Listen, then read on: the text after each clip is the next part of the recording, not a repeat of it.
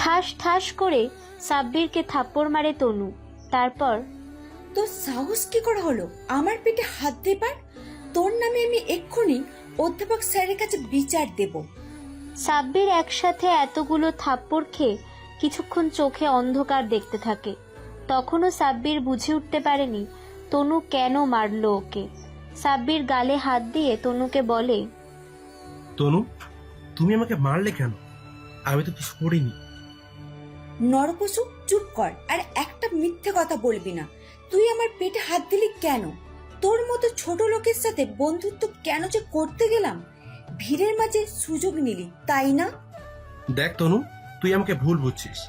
আমি তোর পেটে হাত দেইনি। হাত দিয়েছে তো বাকিটা সাব্বির বলার আগেই কয়েকটা ছেলে পেলে এসে তনু আর সাব্বিরের সামনে দাঁড়ায়। তাদের মাঝ থেকে আশিক মুচকি হেসে বলে, আরে তনু, কি হয়েছে? এমন করে চিৎকার করছো কেন?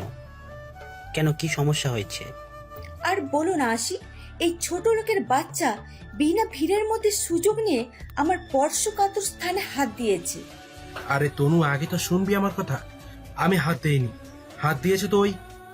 বাকিটা আর বলতে পারে না সাব্বির। তার আগেই আশিক ঠাস ঠাস করে থাপ্পড় মারে সাব্বিরকে। আবারও এতগুলো থাপ্পড় খেয়ে সাব্বির বোবা হয়ে যায়। আশিক রক্তচক্ষু নিয়ে সাব্বিরকে বলে, কি বলবি বল শালা। মেয়ে দেখলেই লুচ্ছামি করতে ইচ্ছে করে, তাই না? তোদের মতো ছেলেদের জন্য আজ আমরা ভালো ছেলেরা খারাপ হয়ে যায় মেয়েদের কাছে। এই তোরা দাঁড়িয়ে আছিস কেন? মাস শালাকে, কত বড় সাহস তনুর শরীরে হাত দেয়। আশিকের কথা শোনা মাত্র সবাই মারতে শুরু করে সাব্বিরকে। সাব্বির কিল ঘুষি সহ্য করতে না পেরে মাটিতে লুটিয়ে পড়ে। এমন সময় তনু আশিকদের থামিয়ে বলে, থাক আশিক, আর মারিস না। ছোট লোকের বাচ্চা তো, আবার দেখবি ওষুধ খাবার টাকা পাবে না। এই নে ধর শালা নরপশু, ওষুধ কিনে নিয়ে যা। আর হ্যাঁ, ভুলেও আর আমাকে বান্ধবী হিসেবে পরিচয় দিবি না। যদি দিস তবে তোকে সেখানেই পুঁতে ফেলবো। তনু কথাটা বলেই সাব্বিরের মুখের ওপর 3টা 1000 টাকার নোট ছুঁড়ে মেরে চলে যায়। সাব্বির কোনো রকমে মাটি থেকে উঠে টাকাগুলো কুড়িয়ে নিয়ে বাড়ির দিকে হাঁটতে শুরু করে। সাব্বির বাসায় ঢুকতেই সাব্বিরের সৎমা সাব্বিরের সামনে আসে। তারপর, এই যে নবাবজাদা, এতক্ষণ পর সময় হলো কলেজ থেকে ফিরে আসার। বলি তোকে না বলেছিলাম আজকে তাড়াতাড়ি এসে পুরো বাসার পরিষ্কার করে ফেলবি? জানিস না আগামীকাল আমার বোনের মেয়ে ঋতু আসবে? আম্মু, আসলে একটা ঝামেলা হয়েছিল কলেজে, তাই আসতে দেরি হয়ে গেছে। তুমি চিন্তা করো না আম্মু, আমি এসে গেছি, সব করে ফেলবো। এই, তুই আম্মু কাকে বলিস? আমি তোর মা নয়। আমাকে খবরদার আম্মু ডাকবি না। নিজের মাকে তো জন্মের সময় খেয়েছিস। এখন কি তোর এই জঘন্য মুখে আম্মু ডেকে আমাকেও শেষ করে দেওয়ার প্ল্যান করতেছিস? ছি, তোমার মন মানসিকতা এতটাই নিজ ভাবতে পারিনি আমি। কি বললি তুই? আমার মন মানসিকতা নিচু? তবে রে, তোকে আজ আমি মেরেই ফেলবো। কথাটা বলেই সাব্বিরকে ঝাঁটা দিয়ে মারতে শুরু করে। তেমন একটা আঘাত শরীরে না লাগলেও প্রতিটা আঘাত সাব্বিরের হৃদয়ে রক্তক্ষরণ হতে থাকে। সাব্বিরকে মারতে মারতে ক্লান্ত হয়ে সাব্বিরের সৎমা চলে যায় রুমে। আর যাওয়ার আগে কড়া গলায় বলে যান সব কাজ যেন তাড়াতাড়ি করে ফেলে। সাব্বির কলেজের ব্যাগ রেখে চলে যায় ফ্রেশ হতে। ও হ্যাঁ, আপনাদের তো পরিচয়টাই দেওয়া হলো না। গল্পের নায়ক সাব্বির। একবার এক সন্তান। সাব্বিরের আম্মু সাব্বিরকে জন্ম দিতে গিয়ে মারা যায়। আর তারপরেই সাব্বিরের বাবা আরেকটা বিয়ে করে নিয়ে আসে। সৎমায়ের সঙ্গে ওর বসবাস ছোট থেকেই সাব্বিরের জন্য জেলখানার মতোই। সাব্বিরের বাবা একটা প্রাইভেট কোম্পানিতে চাকরি করে। অভাবের সংসারে রাত দিন ঝগড়া লেগেই থাকে। সাব্বির সবগুলো থালা বাসন সহ সব কিছু পরিষ্কার করতে করতে দুপুর গড়িয়ে রাত হয়ে যায়। সব কাজ শেষে সাব্বির বিছানায় সবে মাত্র শরীর এলিয়ে দিয়েছে, এমন সময় সাব্বিরের বাবা হাতে বেল্ট নিয়ে সাব্বিরকে পেটাতে শুরু করে। সাব্বির হঠাৎ তীব্র যন্ত্রণায় কোকিয়ে ওঠে। আহ বাবা, মারছো কেন আমাকে? তোর নামে বিচার আসা আর কতদিন পর শেষ হবে বল? তোকে খাইয়ে পরিয়ে কি শুধু অন্যের বিচার শোনার জন্য জন্ম দিয়েছি তোকে? বাবা, আমি কি করেছি? সাব্বিরের বাবা কোনো কথা না বলে একের পর এক সাব্বিরের পিঠে চামড়ার বেল্ট দিয়ে আঘাত করতে থাকে আর দাঁতে দাঁত কামড়িয়ে বলে, শালা, তুই তনুর শরীরে হাত দিয়েছিস কেন? জানিস না তনুর বাবার অফিসের গোলাম আমি? এখন আমার চাকরি চলে গেলে তোর কি অবস্থা করব তুই ভেবেও পাবি না। বাবা, আমি ভিড়ের মাঝে তনু শরীরে হাত দেইনি, ওটা করেছে আসিক, এখানকার এমপি ছেলে। আমি তনুর পেছনেই ছিলাম বলে তনু ভেবেছে আমি ওর শরীরে হাত দিয়েছি। তুমি বিশ্বাস করো বাবা, আমি অতটা খারাপ নই। তোকে আমি বিশ্বাস করি না। দিন দিন নরপশু হয়ে উঠছিস তাই না? তোকে আমি কেটে টুকরো টুকরো করে কুকুরকে খাওয়াবো। আগামীকাল কলেজে গিয়ে সবার আগে তনুর কাছে মাপ চাইবি। যদি না চাস তবে মনে রাখবি তোর আগামীকালই শেষ দিন। সাব্বিরের বাবা চলে যায় আর সাব্বির অশ্রু ভরা চোখে বিছানায় শুয়ে থাকে। সারাটা দিন না খাওয়া শরীর তার। ওর এতগুলো বেল্টের আঘাতে সাব্বিরের উঠে বসার ক্ষমতা নেই। সাব্বির সেখানে অচেতন অবস্থায় পড়ে থাকে। পরের দিন ভোরের আলো সাব্বিরের চোখে পড়তেই নড়ে ওঠে সাব্বির। ধীরে ধীরে বিছানা থেকে উঠে চলে যায় বাথরুমে ফ্রেশ হতে। কোনো রকমে বাথরুম থেকে ফ্রেশ হয়ে সে কলেজের পোশাক পরে বাড়ি থেকে বের হতে যাবে অমনি সাব্বিরের সৎমা বলে ওঠে, এই যে নবাবজাদা, আজকে 12টার মধ্যে বাসায় চলে আসবি। এসে চুপচাপ রান্না করতে শুরু করে দিবি। আজকে আমার বোনের মেয়ে ঋতু আসবে, বুঝতে পেরেছিস? যদি ওর কোনো অজুহাত তোর নামে আসে তবে তোর বাবাকে দিয়ে এমন অবস্থা করব তোর যে জীবন্ত লাশ হয়ে বাঁচবি তুই। সাব্বির কোনো কথা না বলে সোজা চলে আসে কলেজে আর খুঁজতে থাকে তনুকে, আর পেয়েও যায়। তনুকে একটা বেঞ্চে বসে থাকতে দেখে আশিকদের সাথে। সাব্বির ওদের দেখে মুচকি হাসে আর ধীরে ধীরে এগিয়ে যায় তাদের দিকে। তনু আর সাব্বির মুখোমুখি দাঁড়িয়ে আছে। এমন সময় সাব্বির বলে, তনু ম্যাডাম, আমাকে মাফ করবেন গতকালকের জন্য। তবে একটা কথা কি জানেন ম্যাম, আমি না আপনার শরীরে সত্যি হাত দেয়নি। কে হাত দিয়েছিল তাকে আমি দেখেছি, কিন্তু কি করে বলবো, সে তো অনেক বড় লোক। যাই হোক, আমাকে ক্ষমা করে দিবেন ম্যাম। শোন, তোকে না দেখতে আমার একদম সহ্য হয় না। তুই প্লিজ আমার সামনে আসবি না। জি আচ্ছা ম্যাম। সাব্বিরের কোনো কথা না বলে চলে আসে বাসায়। ততক্ষণে সাব্বিরের সৎমার বোনের মেয়ে ঋতু চলে এসেছে। সাব্বির বাসায় ঢুকতেই ঠাস ঠাস করে থাপ্পড় মারে ওর সৎমা। তারপর, নবাবের বাচ্চা, তোকে না বলেছিলাম 12টার মধ্যে চলে আসতে? এত দেরি করলি কেন তুই? এখন আমার ঋতু মামুনি কি খাবে শুনি? মা, তুমি মনে হয় ঘড়ি সঠিকভাবে চেনো না। এই দেখো 11টা বাজছে, আমি আরো 1 ঘন্টা আগেই চলে এসেছি। হয়েছে, এখন আর তোকে আমাকে ঘড়ি চালাতে হবে না। যা তাড়াতাড়ি রান্না কর। তোর জন্য আজ যদি ঋতুর একটুও কষ্ট হয় তবে তোকে একদম আমি বাড়ি ছাড়া করব। সাব্বির চুপচাপ ওর সৎমায়ের সামনে থেকে চলে আসে আর সোজা ছাদে আসে ফুল গাছগুলোয় পানি দিতে। কিন্তু সাব্বির ছাদে এসে যা দেখে ওর মাথায় রক্ত উঠে যায়। ঋতু সাব্বিরের সবগুলো ফুল গাছ থেকে ফুলগুলো ছিঁড়ে খোঁপায় দিয়ে গুনগুন করে গান গাইছে। সাব্বির রাতে ঋতুর সামনে এসে বলে, এই মেয়ে, আমার ফুল গাছগুলো থেকে কেন তুমি ফুলগুলো ছিঁড়ে ফেলেছো? যা তো কাজের লোকের বাচ্চা, এটা আমার খালু বাড়ি, আমি যা খুশি করব, তাতে তোর কোনো সমস্যা আছে? এটা আমার বাবার বাড়ি। তা চাকরের মতো কাজ করছিস কেন শুনি? তুই তো কাজের লোক, যা তো সামনে থেকে আর চা নিয়ে আয়। ঋতু, ভালোভাবে কথা বলো। বারবার কাজের লোক বলছো কেন? আর একবার কাজের লোক বলে তোকে আমি কি করবি? 1000বার বলবো, শালা কাজের লোক। সাব্বির রাগ আর ধরে রাখতে পারে না, ঠাস ঠাস করে ঋতুকে থাপ্পড় মেরে দেয়। তারপর, শোন, এই কথাটা যদি তোর খালা জানে তাহলে আমি তোকে কেটে টুকরো টুকরো করে ফেলবো। কথাটা মাথায় রাখিস। ঋতু এতগুলো থাপ্পড় খেয়ে চোখে অন্ধকার দেখতে থাকে আর রাগে দ্রুত চলে আসে ওর খালার সামনে। তারপর, চাকরের বাচ্চা আমাকে থাপ্পড় মেরেছে ওর ফুলগুলো ছেঁড়ার জন্য। কি বললি? তোর গায়ে হাত তুলেছে ওই চাকরের বাচ্চা? টেনশন করিস না, আজকেই ওর এই বাসায় শেষ দিন। আজকেই পর থেকে ওকে আর এই বাসায় দেখবি না। তোর খালু বাসায় আসতে দে, তারপর না হয় এর বিচার হবে।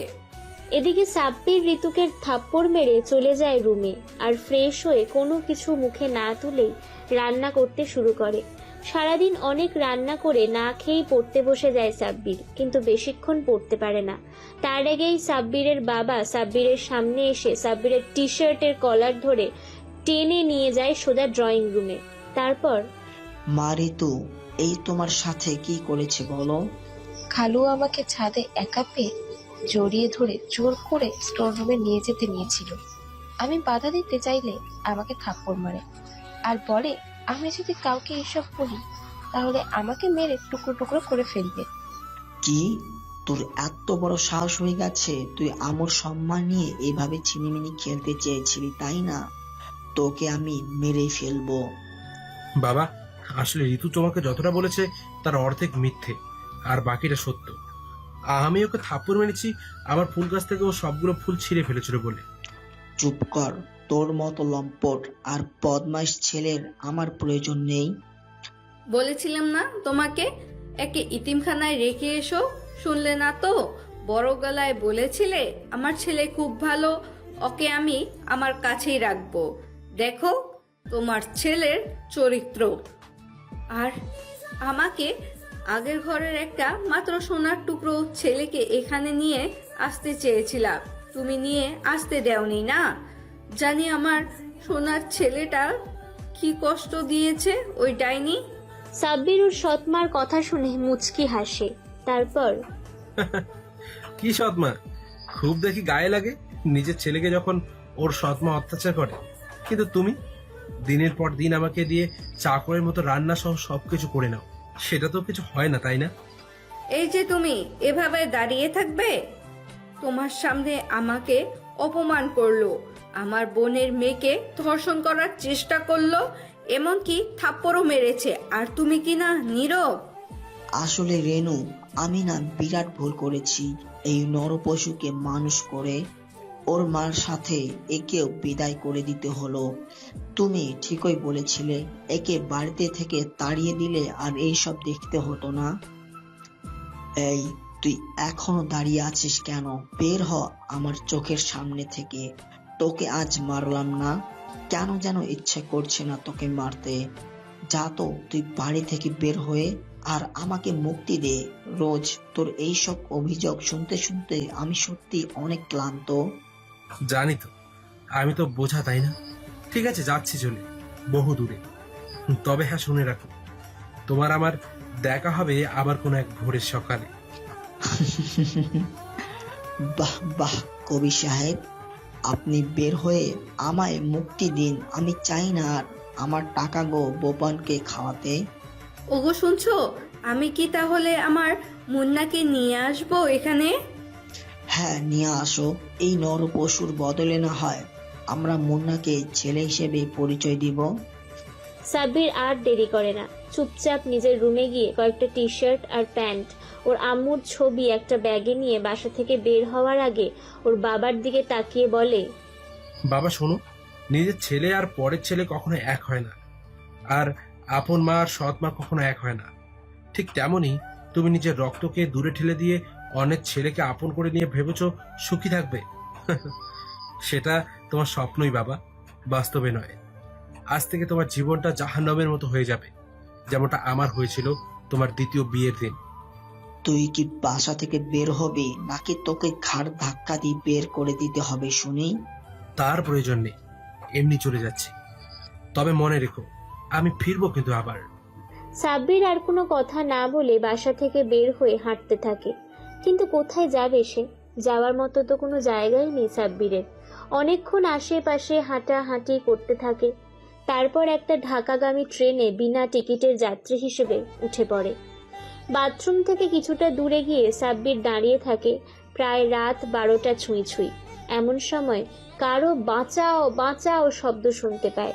ট্রেনের বিকট শব্দ সাব্বির অনুমান ঘরে হয়তো ভুল শুনেছেও, কিন্তু না, আবারও কেউ চিৎকার করে বলে উঠতে থাকে। বাঁচাও, আমাকে বাঁচাও, এই গুন্ডা ছিনতাইকারীগুলো আমাকে মেরে ফেললো। সাব্বির বুঝতে পারে বাথরুমের সামনে থেকে কেউ চিৎকার করছে। সাব্বির উঁকি দিয়ে বাথরুমের দিকে, ঘন অন্ধকার, কিছুই বোঝা যাচ্ছে না। সাব্বির একবার ভাবে দৌড়ে গিয়ে কি দেখবে, আবার মনে মনে ভাবতে থাকে যদি এটা ছিনতাইকারীদের টোপ হয় তখন, কিন্তু তাই বলে তো বসে থাকা যায় না। সাব্বির আশেপাশে কিছুক্ষণ খোঁজাখুঁজি করার পর একটা লাঠি পায়, যেটা সাধারণ টিটি ব্যবহার করে থাকে। সাব্বির লাঠিটা হাতে নিয়ে এক দৌড়ে বাথরুমের সামনে যায় আর লাঠি দিয়ে চারিদিকে জোরে জোরে চালাতে থাকে। এরই মধ্যে ট্রেনের টিপ টিপ করে জ্বলতে থাকা লাইট হঠাৎ জ্বলে ওঠে। সাব্বির চারপাশে তাকায়, দুজন লোক রক্তাক্ত অবস্থায় পড়ে আছে। তাদের মাঝে একটা পড়ে আছে অসহায়ের মতো, গলায় গামছা দিয়ে আটকানো। সাব্বির বুঝতে পারে সে অনুমান ঠিকই করেছিল, এখানে ছিনতাই হচ্ছিল। সাব্বির দ্রুত লোকটার গলা থেকে গামছা খুলে দিতেই লোকটা জোরে জোরে শ্বাস নিতে থাকে। তারপর সাব্বির লোকটার দিকে তাকিয়ে দেখে বয়স তেমন একটা নয়, হয়তো 45 ছুঁই ছুঁই হবে। তোকে অনেক অনেক ধন্যবাদ সালাদের হাত থেকে আমাকে বাঁচানোর জন্য। কে আপনি? চিনবি বলে তো মনে হয় না, তবু বলি আমি ডন। নাম শুনেছিস কখনো? হ্যাঁ, শুনেছি। আপনি কি সেই সিরিয়াল পাগলেটে কিলার, যার মুখ চলে কম কিন্তু গুলির বুলেট চলে বেশি? বাহ বাহ, সব দেখি জানিস। সে যাই হোক, বল তোর কি চাই? আমাকে আজ তুই বাঁচিয়ে অনেক বড় একটা কাজ করেছিস, তোকে পুরস্কার দিব আমি। তার আগে এই শালাদের ফেলে দেয়। ডন কথাটা বলেই রক্তাক্ত অবস্থায় পড়ে থাকা লোক দুটোকে ট্রেনের দরজা দিয়ে ধাক্কা দিয়ে ফেলে দিয়ে সাব্বিরকে নিয়ে একটা বগিতে বসে পড়ে। তারপর তোকে কি বলবো, সত্যি আমি ভেবে পাচ্ছি না। তুই না থাকলে দুজন তো আমাকে মেরেই দিয়েছিল। কিন্তু কিভাবে? আমি যতদূর আপনার নাম শুনেছি, আপনার নাম শুনলে পুরো এলাকা কেঁপে উঠতো, আর সেই আপনাকেই কিনা। আরে পাগল, কুত্তাও নিজের নিজের এলাকার বাঘ মনে করে, তেমনই হয়েছে এখানেও। আমি জেল থেকে পালিয়ে এসেছি, আর যে দুটোকে ফেলে দিলাম একটু আগেই, সালা দুটো ছিল আমার ডান আর বাম হাত। আমি জেলে যাওয়ার পর সালারা আমার গ্যাং চালাতে শুরু করেছে, কিন্তু যখনই আমি জেল থেকে বের হয়ে আসি তখনই আমার চামচারা আমাকে মারার প্ল্যান করে, আর মারতেও নিয়ে এসেছিল। কিন্তু তুই? বাকিটা বলার আগেই সাব্বির ডনকে থামিয়ে দেয়। তারপর আমি তেমন কিছু করিনি ভাই। আচ্ছা, আপনি যাবেন কই? আমি যাব আমার আড্ডাখানায়। তুই বল তুই কোথায় যাবি, তাও আবার এত রাত্রে? যেতে তো চায় না ভাই মন, তবুও যেতে হয়। বাবার সৎমা আমাকে মিথ্যে অপরাধ বানিয়ে বাড়ি থেকে তাড়িয়ে দিল, তাই তো মনের দুঃখে কোথায় যাচ্ছি নিজেও জানি না। তবে মনে হয় ঢাকায় গিয়ে নামবো। থাক, তোকে আর নামতে হবে না, তোকে আমি আমার সাথেই নিয়ে যাব। আজ থেকে তুই হবি আমার ডান হাত। কিন্তু ভাই, আমি তো বন্দুক চালাতে পারি না, আর না পারি মারামারি করতে। আরে বোকা, এত উত্তেজিত হলি কেন? তোর এই ডন ভাই এখনো বেঁচে আছে, চল যাই। তারপর আর কি, সাব্বিরকে নিয়ে চলে আসে ডন ওর নিজের আড্ডাখানায়। তারপর সবার সাথে কলিজার ভাই হিসেবে পরিচয় করিয়ে দেয়, যা সাব্বিরকে আবেগপ্রবণ করে তোলে। এমন সময় ডন সবাইকে বলে ওঠে, সবাই শোনো, আজ থেকে আমার অবস্থানে থাকবে আমার ছোট ভাই সাব্বির। আমার কিছু হয়ে গেলে আশা করি আমার ছোট ভাই এই গ্যাং দলের নেতৃত্ব দিবে। কিরে সাব্বির, পারবি তো নেতৃত্ব দিতে? সাব্বির শুধু হ্যাঁ সূচক মাথা নাড়ায়। ডন সাব্বিরকে নিয়ে চলে আসে ভূগর্ভের গোপন রুমে। সাব্বির রুমে প্রবেশ করা মাত্র পুরো রুম জুড়ে আলোকিত হয়ে ওঠে। সাব্বির আশেপাশে তাকায়, পুরো রুম জুড়ে কম্পিউটার আর কম্পিউটার সারিবদ্ধ হয়ে রয়েছে, আর চেয়ারে অনেক লোক বসে দ্রুত কিবোর্ডে হাত চালাচ্ছে। এমন সময় ডন তার সহকারীকে ডাক দিতেই বিশাল দেহি লুইস সামনে আসে সাব্বিরের। তারপর বস ডেকেছেন আমায়? হ্যাঁ, আসলে শত্রু বেড়ে গিয়েছে তো, তাই নিজের প্রোটেকশন নেওয়ার জন্য লোকজন নিচ্ছি। বস ইনি কেন? এ হলো আমার ভাই, আমার পরে এই থোদের লিড দিবে, বুঝতে পেরেছিস? এখন একে নিয়ে ট্রেনিং দিতে থাক। আমার একটা কাজ আছে, আমি আসছি। সাব্বিরকে নিয়ে লুইস চলে আসে একটা বিশাল মাঠে। তারপর হেই আওয়ার সেকেন্ড বস, বস আপনি কি প্রস্তুত এখান থেকে পুরো 100 কিলোমিটার দৌড়ানোর জন্য? কি 100 কিলোমিটার? এত দূর কেন দৌড়তে হবে আমাকে? বস ইটস আওয়ার রুলস, আপনাকে এটা সম্পূর্ণ করতে হবে এবং তাও 1 ঘন্টার মধ্যে। যতদিন আপনি এটা পারবেন না ততদিন আপনাকে সেকেন্ড ট্রেনিংয়ে অংশগ্রহণ করতে পারবো না, আর আপনিও দায়িত্ব গ্রহণ করতে পারবেন না। বুঝলাম। ঠিক আছে, আমি প্রথমবারের মতো চেষ্টা করে দেখছি। তুমিও কি যাবে আমার সাথে? নো বস, আমি এখানেই থাকবো। তবে এই যে আপনার পায়ে সেন্সর লাগিয়ে দিলাম, এটা থেকে বুঝবো আপনি কতটা দূর দৌড়িয়েছেন। লুইস সাব্বিরের পায়ে একটা সেন্সর লাগিয়ে দেয়। সাব্বির দৌড় শুরু করে আর মনে মনে ভাবতে থাকে, যাক, আমি উসেইন বোল্টের মতোই দৌড়াতে পারবো ভবিষ্যতে। সাব্বির বুলেটের বেগে দৌড়তে থাকে, কিন্তু সেন্সরে লুইস দেখে মাত্র 10 কিমি গতিতে ছুটছে সাব্বির। লুইস চিৎকার করে সাব্বিরকে বলে, বস আপনার স্পিড স্লো, প্লিজ আরো জোরে দৌড়াতে শুরু করুন, নয়তো আপনি পারবেন না। আর কত দূরে জড়িত হবে লুইস? আমি তো আর পারছি না। না বস, আপনাকে পারতেই হবে। আমি জানি আপনি পারবেন বস, হার মানবেন না প্লিজ। সাব্বির দৌড়তে থাকে। পেছন পেছন লুইসও দৌড়ে এসে সাব্বিরকে বলতে থাকে, বস টেক ইজি। এই দেখুন আমিও দৌড়াচ্ছি, আমার মাঝে কোনো ভাবনা, কোনো দুশ্চিন্তা নেই যে আমি 1 ঘন্টা 100 কিলোমিটার দৌড়াতে পারবো না। আপনি শুধু রিল্যাক্স মুডে আপনার মধ্যে দৌড়াতে থাকুন, একদম থামবেন না। লুইস, আমি কোনোদিনও এতটা পথ দৌড়িনি। দেখো তো কত মিনিট হলো আমার দৌড়ানোর, আর কত কিলো এসেছি। বস আপনি অনেকটাই পেয়েছেন, 20 মিনিটে 25 কিলোমিটার এসেছেন। প্লিজ বস রিল্যাক্স এবং সামনে তাকিয়ে দৌড়ান, আমাকে হারিয়ে দিন। কথাটা বলেই লুইস সাব্বিরের আগে দৌড়তে শুরু করে, যেটা সাব্বিরের ইগোতে আঘাত করে। চোখ বন্ধ করে শরীরের সমস্ত শক্তি দিয়ে দৌড়তে থাকে সাব্বির, আর একসময় লুইসকে ছাড়িয়ে যায়। লুইস শুধু অবাক হয়ে স্ট্যাচু হয়ে দাঁড়িয়ে পড়ে। এর আগে লুইসকে কেউ হারাতে পারেনি, এমনকি ডন নিজেও না। সেখানে সাব্বির তাকে হারিয়ে দিল। লুইস সেন্সর বোর্ডে নজর দেয়। সাব্বির ঘন্টায় 120 কিলোমিটার বেগে দৌড়চ্ছে। এরকম একটা সময় লুইস চিৎকার করে বলে, বস আপনি পেরেছেন। বস 100 কিলোমিটার হয়ে গিয়েছে, তাও আবার 50 মিনিটে। বস থামুন। কিন্তু সাব্বিরের সেদিকে হুঁশ নেই। দৌড়চ্ছে তো দৌড়চ্ছেই। পুরো 300 কিলোমিটার দৌড়ে সাব্বির লুইসের সামনে এসে হঠাৎ মাটিতে পড়ে যায়। লুইস দ্রুত সাব্বিরকে নিয়ে চলে আসে রুমে।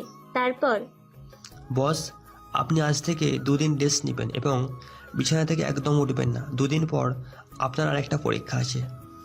নো লুইস, এটা করলে হবে না। তাহলে আমি ভুলে যাব 300 কিলোমিটার দৌড়ানো। আমাকে এটা নিয়ারে আনতে হবে। অবশ্যই রোজ দৌড়তে হবে। তুমি একটু খাবার নিয়ে এসো আমার জন্য, খুব ক্ষুধা পেয়েছে আমার। লুইস চলে যায় খাবার আনতে। সাব্বির বিছানাতেই শুয়ে থাকে। লুইস খাবার এনে নিজে খাইয়ে দেয় সাব্বিরকে, তারপর চলে যায়।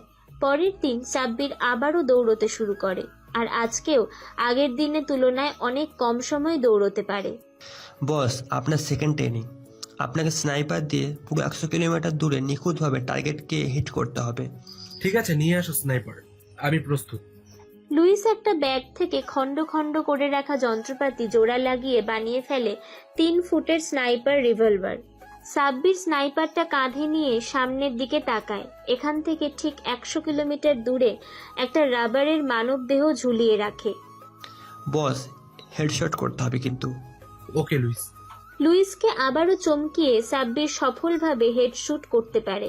লুইস এসে সাব্বিরকে জড়িয়ে ধরে বলে, বস আপনার মাঝে এমন কিছু একটা লুকিয়ে আছে যার জন্য আপনি প্রতিবারই এত কম সময়ে সফল হচ্ছেন। আমি তোমার দেওয়া টিপস কাজে লাগাচ্ছি লুইস।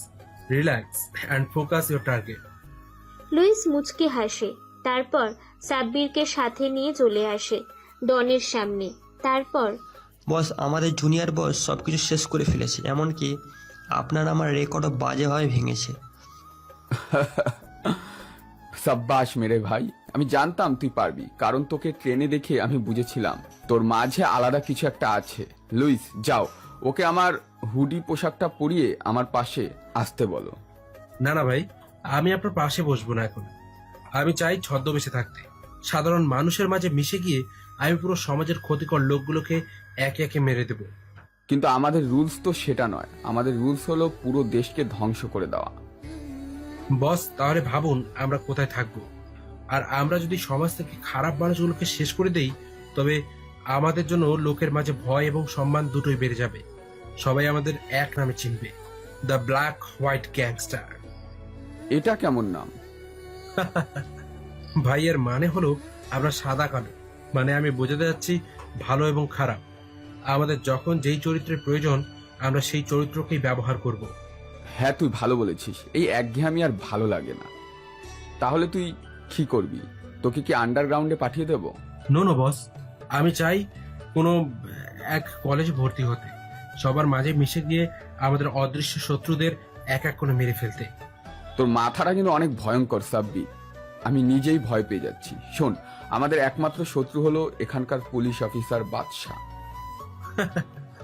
তাহলে আমাদের ফার্স্ট টার্গেট এই বাচ্চা।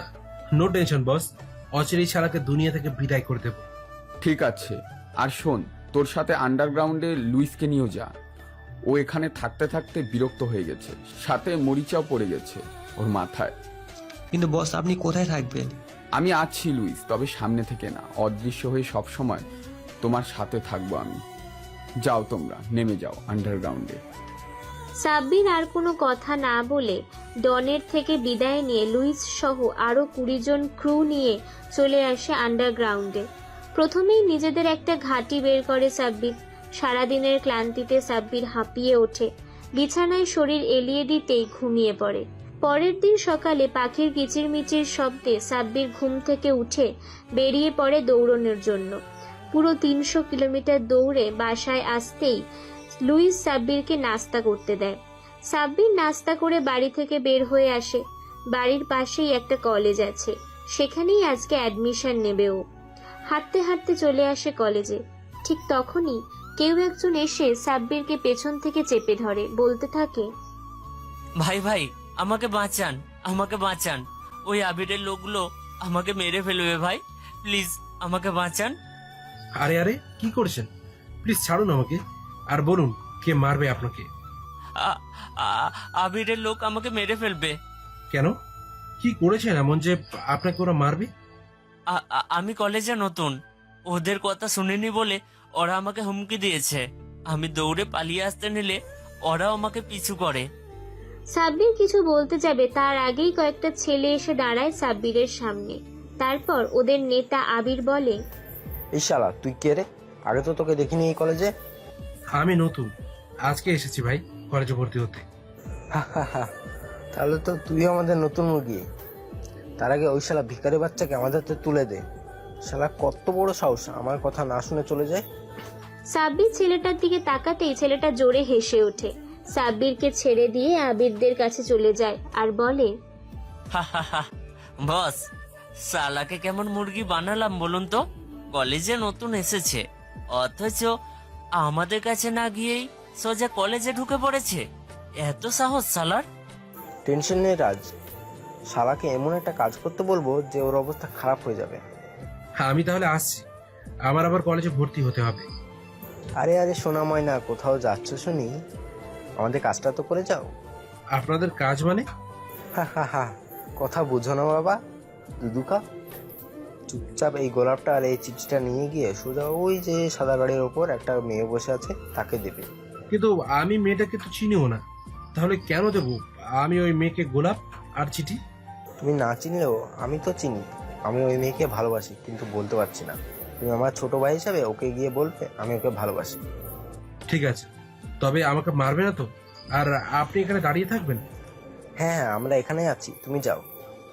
সাব্বির চিঠি আর গোলাপটা নিয়ে চলে আসে গাড়ির ওপর বসে থাকা মেয়েটার সামনে। তারপর এই যে শুনছেন?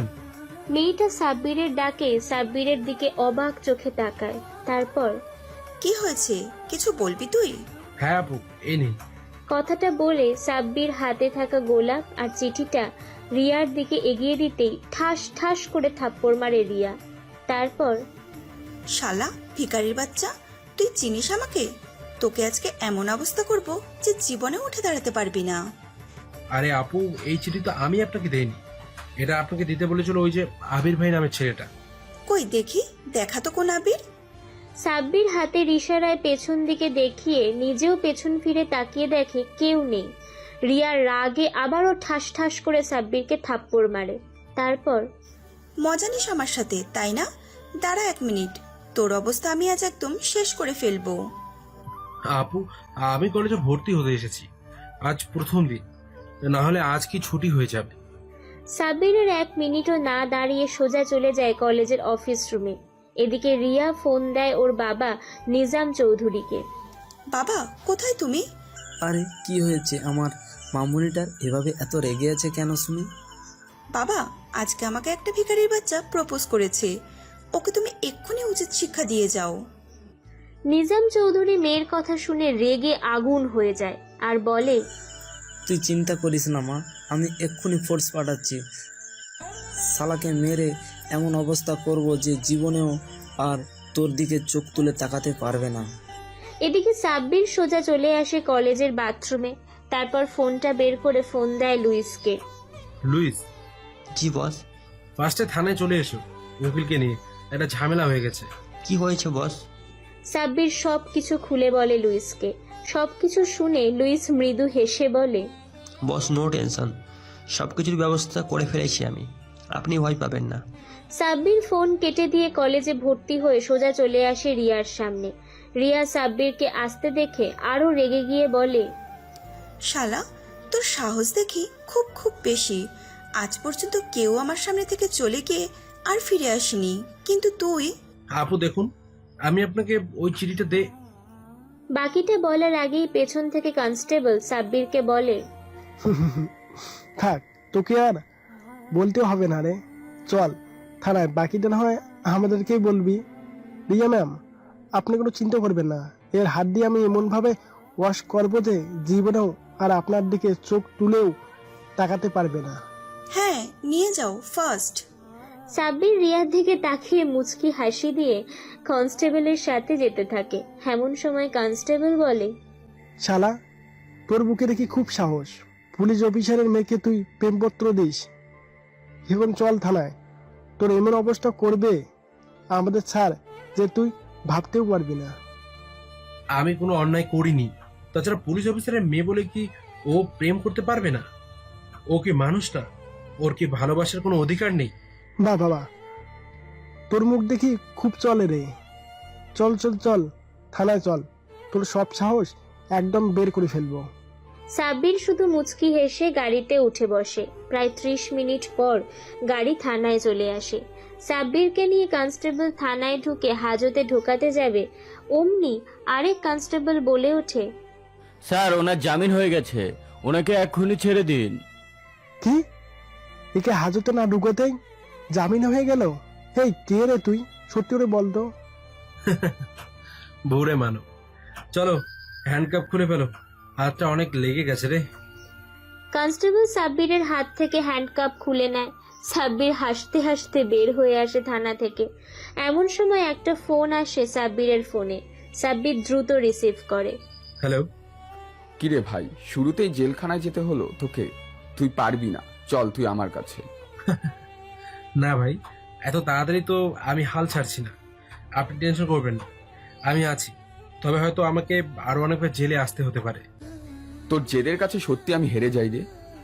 সে যাই হোক, শোন, নিজাম চৌধুরীকে এমনভাবে মেরে দিবি যেন ও কিছুই বুঝতে না পারে।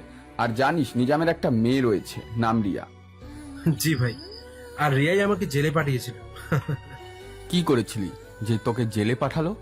র্যাগিং এর শিকার হয়েছিলাম ভাই, তাই আসতে হয়েছে। আচ্ছা, আমি রাখছি। সাব্বির ফোন কেটে দিয়ে হাঁটতে থাকে সামনের দিকে। এমন সময় দেখতে পায় বেশ কয়েকটা লোক একটা বয়স্ক লোককে চড় থাপ্পড় দিচ্ছে। সাব্বির লোকগুলোকে দেখে নিয়ে চুপি সারে সেখান থেকে চলে আসে বাসায়। সাব্বিরকে বাসায় আসতে দেখে লুইস বলে, বস, কেউ আপনার গায়ে হাত দেয়নি তো? না লুইস, তবে রেডি হয়ে নাও, আজকে যেতে হবে এক জায়গায়। ওকে বস। রাত 9টা। সাব্বির, লুইস আর কয়েকটা ক্রু সেই বয়স্ক লোকের সামনে লং হুড়ি লাগানো কালো কোট পরে দাঁড়িয়ে আছে। এমন সময় সাব্বির বয়স্ক লোককে অভয় দিয়ে বলে, ভয় পাবেন না, আমরা আপনার কিছুই করবো না। শুধু আমাদের এতটুকু বলুন, সকালকার লোকগুলো কেন আপনাকে মেরেছিল? আর বলবেন না সাহেব, ওই মাহফিজ আমার থেকে 1000 টাকা পাইতো, আমিও দিয়ে দিচ্ছি, কিন্তু এখন রোজ এসে আমাকে মারে আর বলে সুদের টাকা দে। সুদের সহ নাকি 10,000 টাকা হয়েছে। এই জীবনে আমি কোনোদিনও 10,000 টাকা একসাথে দেখিনি, তাকে কেমনে দেবো? টেনশন নেই, আজ থেকে আপনি মুক্ত। বলুন, মফিজকে কই পাবো? ওই যে বাংলা মদের দোকান আছে না, সেইখানে মদ খাই সারাদিন। সাব্বির বয়স্ক লোকের দিকে তাকিয়ে মুচকি হেসে বলে, দ্য ব্ল্যাক হোয়াইট গ্যাংস্টার এখন এই সমাজে আছে। সাব্বির আর কোনো কথা না বলেই সোজা চলে আসে বাংলা মদের দোকানে, আর চারিপাশে চোখ বুলিয়ে দেখতে পায় এখানে সবগুলো লোক আছে যারা সকালে সেই বয়স্ক লোককে মারছিল। সাব্বির দোকানের শাটার বাহির থেকে বন্ধ করে দিয়ে তালা মেরে লুইসকে বলে, লুইস, সারাদের আগুন লাগিয়ে পুড়িয়ে ফেলো। সুদ সমাজের জন্য একটা কালো অধ্যায়। সাব্বিরের হুকুম পেয়ে লুইস সহ বাকি সবাই আগুন লাগিয়ে দেয় পুরো দোকানে। তারপর সেখান থেকে চলে আসে, আর আসার সময় একটা চিরকুট ফেলে দিয়ে আসে। চিরকুটে লেখা ছিল, the black white gangster now back. পরের দিন সকালে লুইস দৌড়ে আসে সাব্বিরের সামনে আর হাতে পেপার এগিয়ে দিয়ে বলে, বস, একদিনই আমরা চলে এসেছি খবরের কাগজে। ওই মদের আঁকিটা ছিল এখানকার চেয়ারম্যানে। ওর কারণে কোনো পুলিশ কিছু বলতে পারতো না, যেটা কিনা আমরা এক নিমিষে পুড়িয়ে ছাই করে দিয়েছি। This is gangster power Louis, সামনে দেখতে থাকো হোতা হ্যায় কিয়া। সাব্বির আর দেরি না করে চলে আসে সোজা কলেজে। সাব্বিরকে কলেজে আসতে দেখেই আবির সাব্বিরকে ডাক দেয়। তারপর, কিরে, তুই এখনো হাঁটছিস কি করে? তোকে রিয়া কিছুই বলেনি? তোকে না দেখলাম গতকাল পুলিশে ধরে নিয়ে গেল। ভাই কি বলবে তাই আমাকে? আমি কি কোনো কিছু করেছি? আবির কিছু বলতে যাবে তার আগেই কোথা থেকে রাত ছেলেটা দৌড়ে আসে। আবিরকে পেপার এগিয়ে দিয়ে বলে, ভাই দেখুন দেখুন, বসের দেশি মদের আখড়ায় কেউ যেন আগুন লাগিয়ে দিয়ে গেছে, আর সাথে নাকি একটা চিরকুটও ফেলে রেখে গিয়েছে। The black white gangster is back. কি? এটা আবার কোন গ্যাং বলতো? চল চল, এক্ষুনি বসের সাথে কথা বলতে হবে, নাহলে শালারা তো আমাদেরকে কুত্তার মতো মেরে দেবে। সাব্বির সেখান থেকে মুচকি হেসে চলে আসে, আর সিঁড়ি বেয়ে উপরে উঠতে যাবে অমনি কেউ একজন সিঁড়িতে হোঁচট খেয়ে সাব্বিরের ওপর ধপাস হয়ে পড়ে। সাব্বির ব্যথায় কোকিয়ে ওঠে, তারপর সেন্সলেস হয়ে যায়। এদিকে রিয়া সিঁড়ি থেকে পড়ে গেলেও ব্যথা না পেয়ে চোখ খুলে নিচের দিকে তাকাতেই ভয় পেয়ে যায়। সাব্বিরের মাথার পেছন থেকে ঝরঝর করে রক্ত গড়িয়ে পড়ছিল। রিয়া দ্রুত কয়েকজনকে ডেকে নিয়ে এসে সাব্বিরকে নিয়ে চলে আসে হসপিটালে। আর হসপিটালে আসতেই ডাক্তার রিয়াকে চিনতে পেরে দ্রুত সাব্বিরকে নিয়ে যায় অপারেশন থিয়েটারে। একটু পরই নার্স এসে বলে, B+ রক্তের প্রয়োজন, দ্রুত ব্যবস্থা করতে হবে। আমি রক্ত দিব। নার্স রিয়াকে নিয়ে চলে আসে সাব্বিরের পাশে। পাশাপাশি দুটো বেডে শুয়ে রিয়া আর সাব্বির। সাব্বিরের মুখে অক্সিজেন মাস্ক। একটু পর ডাক্তার সুতা দিয়ে সাব্বিরের মাথা সেলাই করে দেয়, যেটা দেখে রিয়া ভয় পেয়ে যায়। রক্ত দেওয়ার শেষে রিয়া আবারও বাহিরে এসে বসে আর ভাবতে থাকে, সাব্বিরকে তো ও গতকাল পুলিশে দিয়েছিল, তবে কিভাবে ও আজকে কলেজে এলো আর আসলো ওর উপরই কেন পড়লো রিয়া? এসব ভাবতে ভাবতে কখন যে রাত 10টা বেজে গিয়েছে রিয়ার মনেই নেই। এমন সময় রিয়ার বাবা নিজাম চৌধুরী ফোন দেয় রিয়াকে। হ্যালো মা, রিয়া তুই কোথায়? বাবা, আমি হসপিটালে। কি হসপিটালে? কিন্তু কেন মা, তোর কি হয়েছে? কিছু হয়েছে? না বাবা, আসলে আমার জন্য একটা ছেলের মাথা ফেটে গিয়েছে, তো তাই ওকে নিয়ে হসপিটালে এসেছি। কি এভাবে কি হয়েছে? রিয়া ওর বাবাকে সবকিছু খুলে বলে।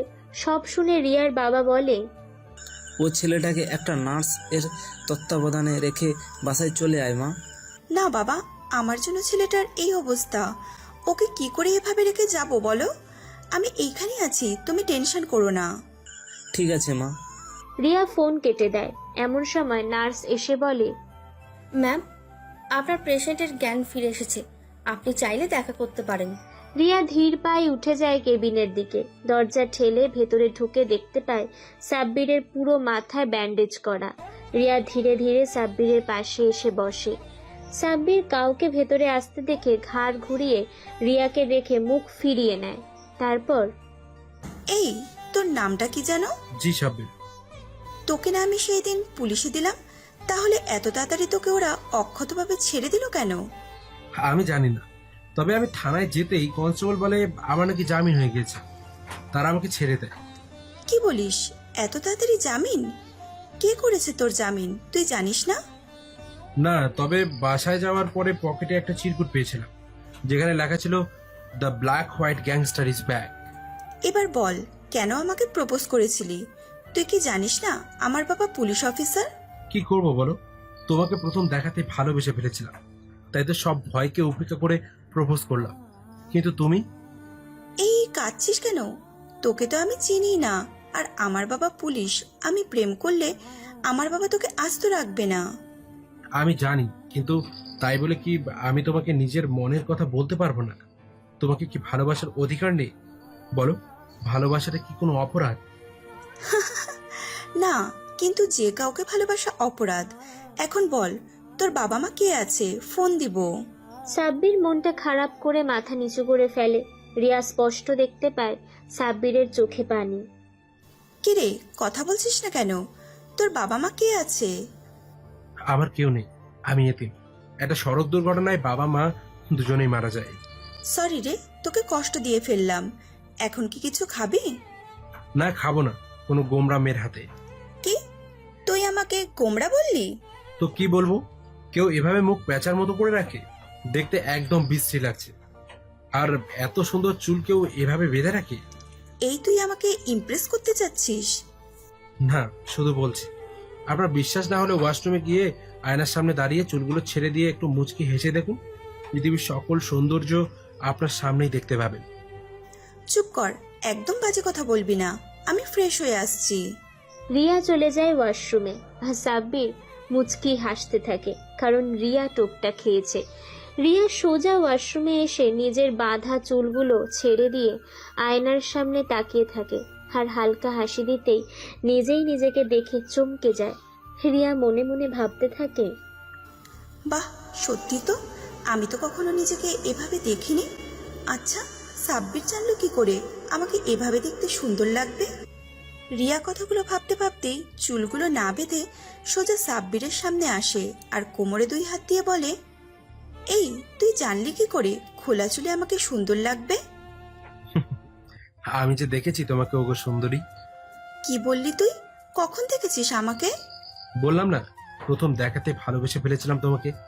বারবার দেখতে ইচ্ছে করতো, তাই তো চুপি চুপি চোরের মতো গিয়েছিলাম তোমাকে দেখতে।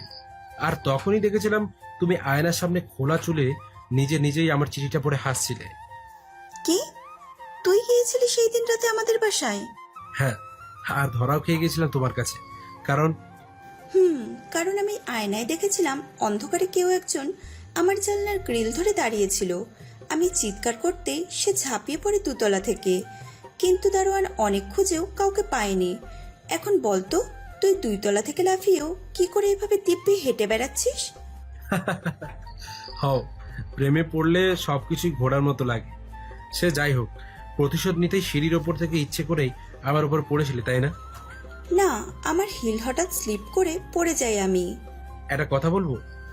এতগুলো যখন বলেই ফেলেছিস, বল, আর কি বলবি, আমি শুনছি। আমাকে কি ভালোবাসা যায় না? না, আমি পুলিশের মেয়ে। পুলিশের মেয়ে বলে কি তোমার মন নেই? দেখো, আমার বাবা এর আগে যতগুলো ছেলে আমাকে ডিস্টার্ব করেছে তাকে সেই দিনই গুম করে দিয়েছে, যে আর কখনোই তাকে আমি দেখিনি। কিন্তু তোমার বেলায় আলাদা, তুমি দিব্যি আমার সামনে দাঁড়িয়ে আছো। সত্যিকারের ভালোবাসা এমন হয় না রিয়া। তোমার বাবাকে আমি ভয় পাই না, তাকে আমি সম্মান করি, কারণ তিনি আমার হবু শ্বশুর। এখনো প্রস্তাবেই রাজি হলাম না, আর এক্ষুনি আমার বাবাকে শ্বশুর ডাকছিস? তুই সত্যি আজব। বলনি, কিন্তু বলতে কতক্ষণ? প্লিজ বলো না, ভালোবাসি। রিয়া হাজার চেষ্টা করলেও সাব্বিরের সামনে একটুও রাখতে পারল না, বরং সাব্বিরের কথাগুলো শুনে ওর বুকের মাঝে কেন যেন বারবার কাঁপছিল।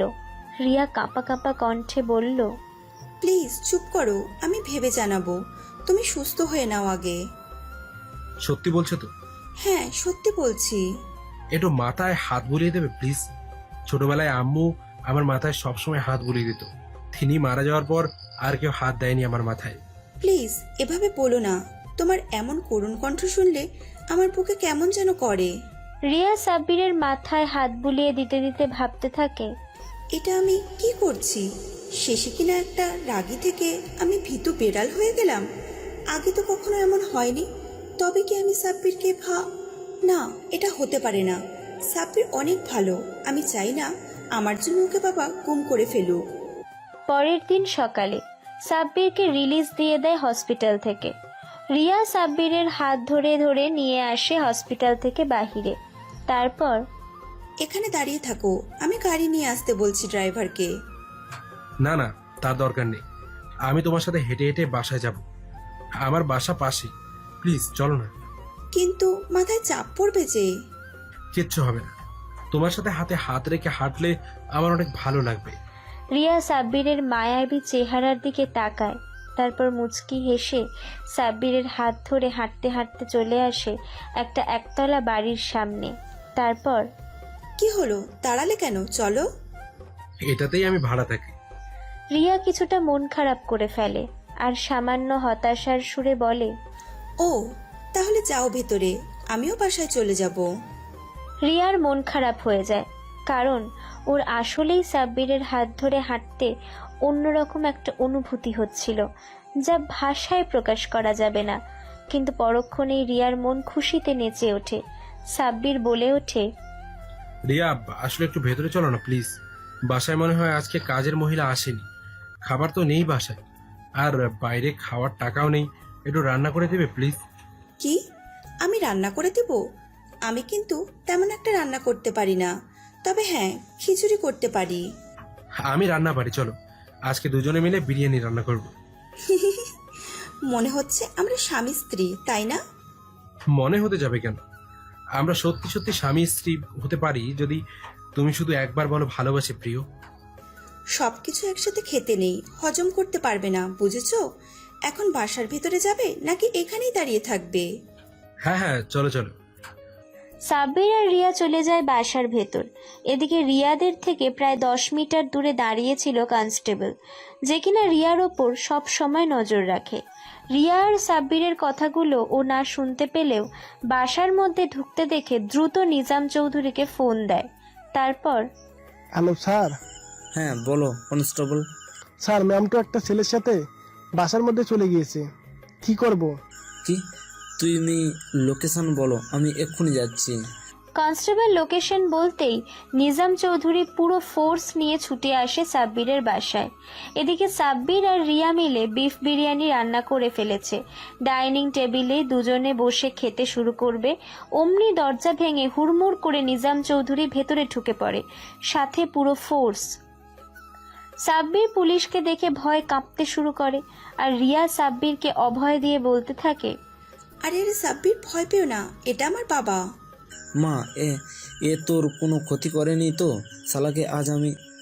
নিজাম চৌধুরী কিছু বলার আগেই রিয়া বলে ওঠে, বাবা তুমি কি সাইকো বলো তো?